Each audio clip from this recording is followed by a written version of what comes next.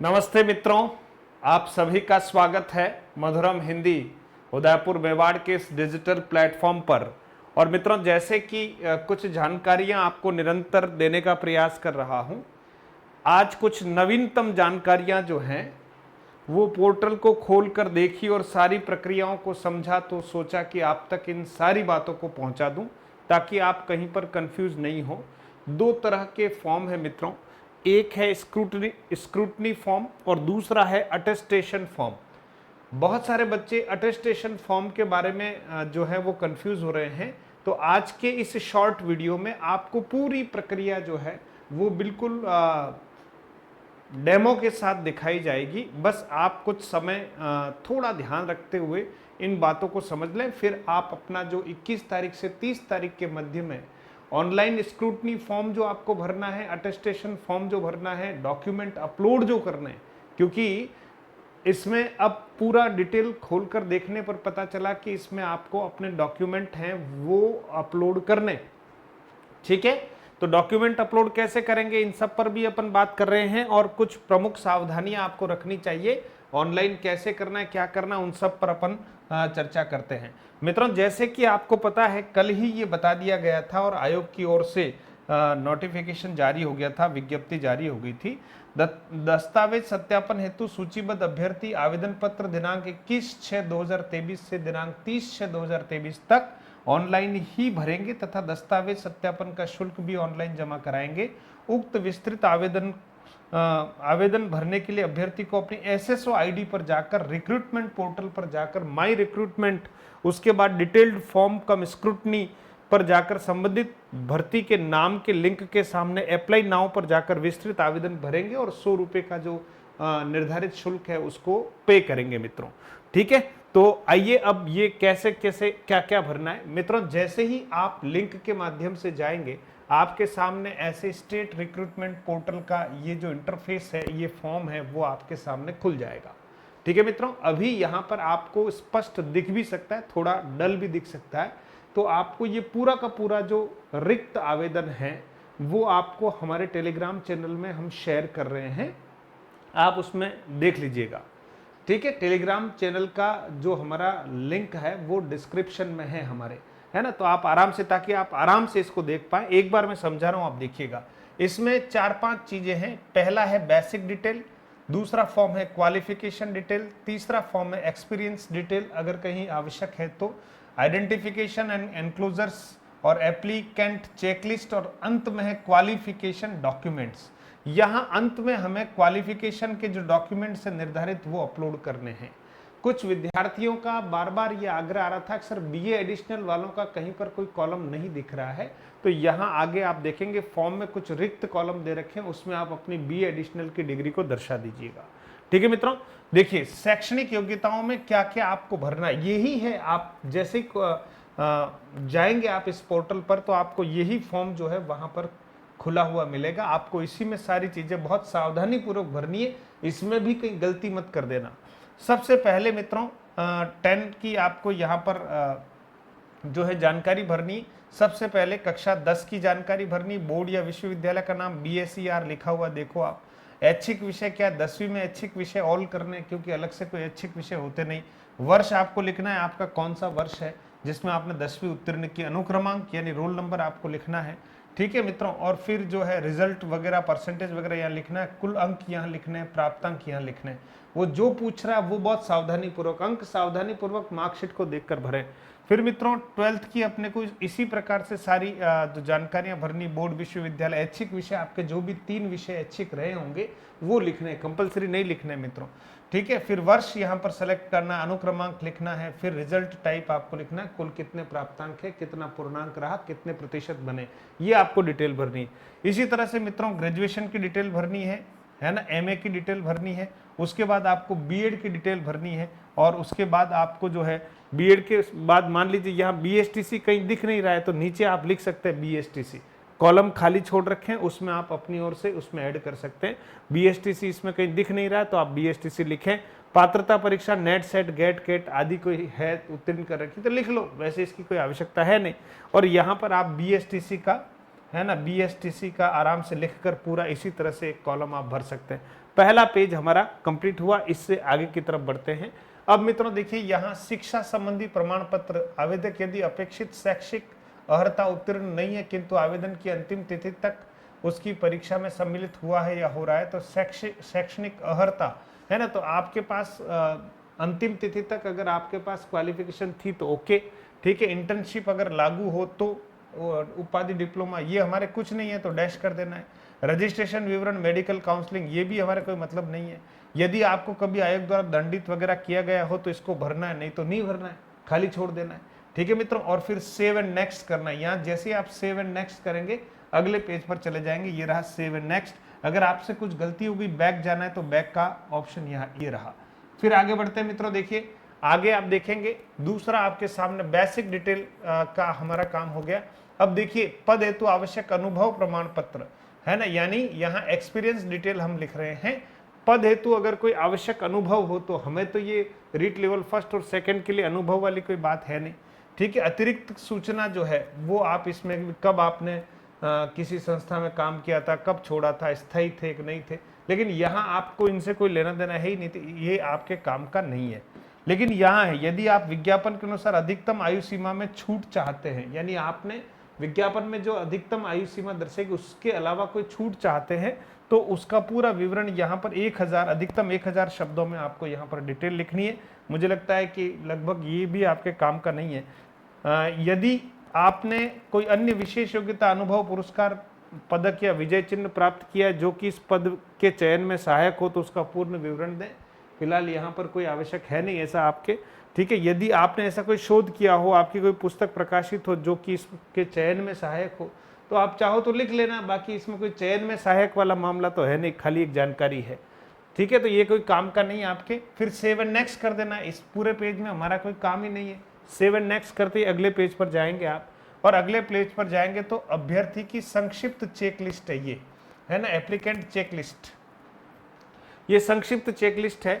तो सबसे पहले देखिएगा संबंध सूचना शैक्षणिक योग्यता, अभ्यर्थी संबंध कॉलम में टिक करे, वहां आपको टिक करना है, ठीक है। अभ्यर्थी की अनिवार्य शैक्षणिक योग्यता विज्ञप्ति में निर्धारित योग्यता के सर्वथा अनुरूप है या उससे भिन्न किंतु समकक्ष है, तो सर्वथा अनुरूप है तो इसको टिक करना है। लेकिन थोड़ा बहुत कुछ भिन्नता है तो आपको इसको टिक करना है। तो लगभग इसमें सर्वथा अनुरूप वाला मामला ही आएगा। अभ्यर्थी ने आवेदन की अंतिम तिथि तक अनिवार्य शैक्षणिक योग्यता प्राप्त कर ली थी या उसके बाद प्राप्त की थी, तो आपने 19 जनवरी तक अगर निर्धारित शैक्षिक योग्यता प्राप्त कर ली है तो यहाँ पर आपको आवेदन की अंतिम तिथि तक वाले कॉलम में टिक करना है, और आवेदन की अंतिम तिथि के बाद अगर कोई योग्यता प्राप्त की है आपने तो इसमें आपको टिक करना है। यदि अभ्यर्थी द्वारा आवेदन के समय अनिवार्य शैक्षणिक योग्यता में उत्तीर्णता प्राप्त नहीं की गई थी तो क्या अभ्यर्थी आवेदन की तिथि तक उस परीक्षा के अंतिम वर्ष के पाठ्यक्रम की परीक्षा में सम्मिलित हो चुका था, तो पढ़ते हुए आपको यहाँ पर टिक करना है ना। तो ये हर कॉलम में आपको पढ़ते हुए। फिर श्रेणी की बात आती है, तो अभ्यर्थी आवेदन व प्रवेश पत्र पर अंकित अपनी श्रेणी में ही है या उससे भिन्न श्रेणी में है ना, ST SC OBC EWS MBC जैसा भी, तो उसी श्रेणी में तो ओके। इसके बाद आप देखेंगे यदि अभ्यर्थी आरक्षित श्रेणी में है तो क्या वह आवेदन की तिथि से पूर्व आरक्षित श्रेणी में आ चुका था या उसके बाद सम्मिलित हुआ है। तो जैसा जैसा पूछा गया है मित्रों वैसा वैसा आपको यहाँ टिक करना है, ठीक है। तो बहुत स्पष्ट है, सावधानी पूर्वक एक एक कॉलम को पढ़ना है। अपने लिए लागू है तो टिक करना है, नहीं हो तो उसको छोड़ देना है, ठीक है। क्या अनुभव संबंधी योग्यता विज्ञप्ति में निर्धारित योग्यता के सर्वथा अनुरूप है, ये तो अनुभव वाला तो कोई मामला ही नहीं है ना। अभ्यर्थी की विज्ञप्ति में निर्धारित तिथि को आयु क्या थी वो आपको यहाँ लिखना है, वर्ष, माह और दिन में। विज्ञप्ति अनुसार निर्धारित तिथि को आयु सीमा, जो निर्धारित तिथि थी वह है ना, उसमें आयु सीमा क्या थी, तो वो 18 वर्ष थी न्यूनतम और अधिकतम 40 वर्ष थी, ये तो आपको इसमें लिखना ही है। अधिकतम आयु सीमा के विविध श्रेणियों के लिए या वर्ग के लिए जो छूट का प्रावधान है, तो राज्य के अनुसूचित जाति जनजाति पिछड़ा पुरुष 5 वर्ष अधिकतम आपने इसका लाभ लिया है तो इसमें टिक कर लेना।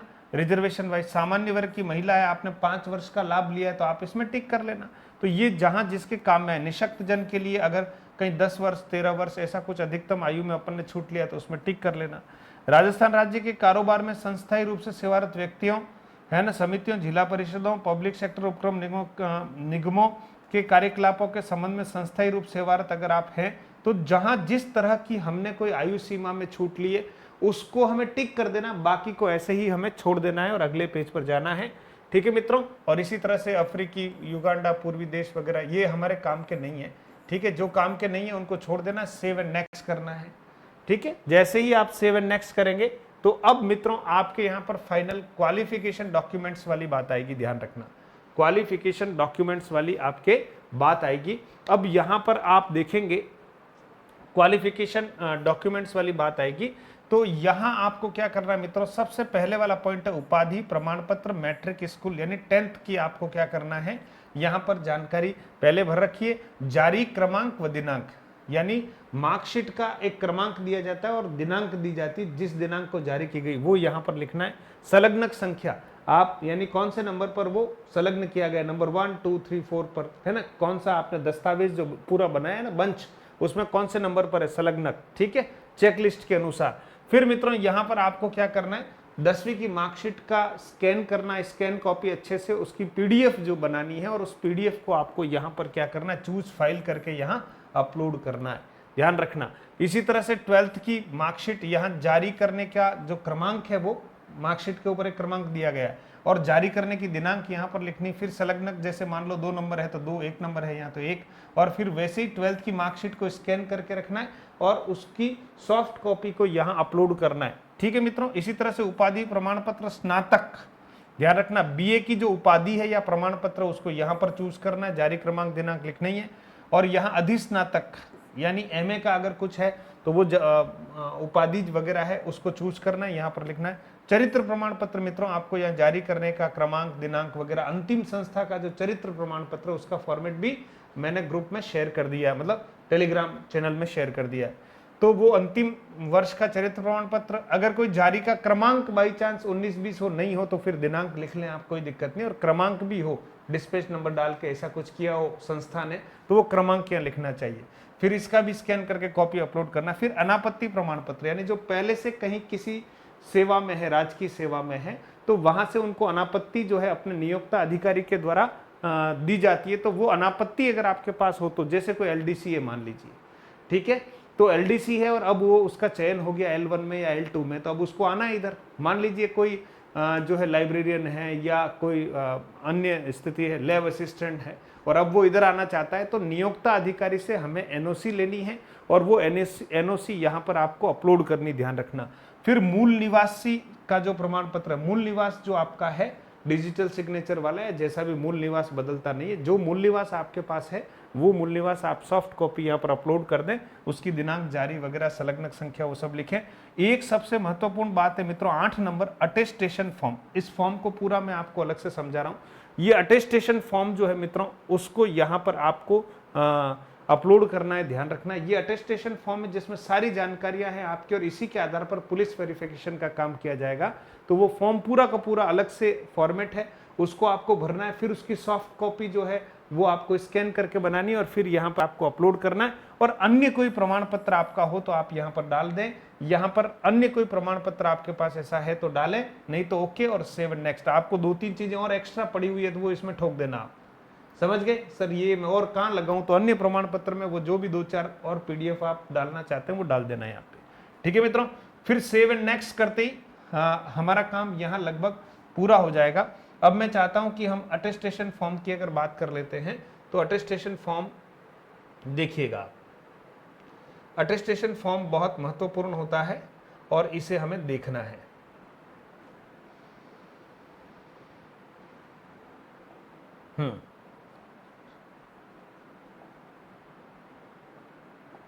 अटेस्टेशन फॉर्म मित्रों आपके सामने आप देखिएगा,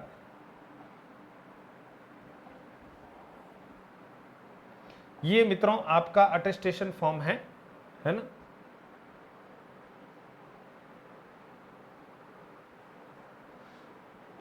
ये पूरा फॉर्म आपके सामने आ रहा है मित्रों।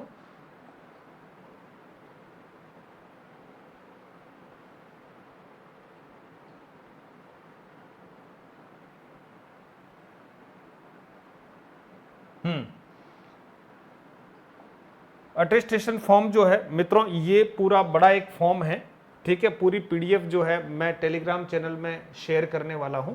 ये 2-3 पेज की पीडीएफ है मित्रों, है ना। आप देखिए ये अटेस्टेशन फॉर्म, ठीक है। इस अटेस्टेशन फॉर्म के बारे में थोड़ा सा आप समझ लीजिएगा।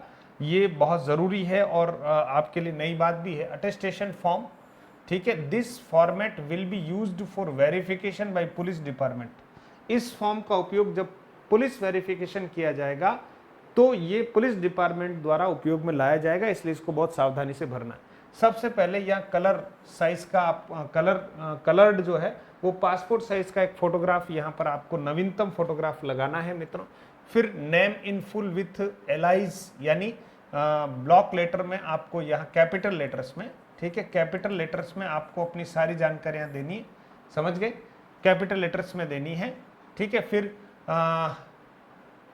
ठीक है, please indicate if you have added dropped at any stage any part of your name और सरनेम। तो सबसे पहले आपको अपना नाम लिखना है, फिर आपको अपना सरनेम लिखना है, फिर आपको अपना रोल नंबर लिखना है, फिर आपको मेरिट क्रमांक लिखना है, ध्यान देना है ना। फिर इसके बाद दूसरा कॉलम मित्रों परमानेंट आपका प्रेजेंट एड्रेस लिखना है, आपको कंप्लीटली होम एड्रेस लिखना है, अगर दोनों अलग अलग हो, दोनों एक हो तो सेम आप लिख लीजिएगा।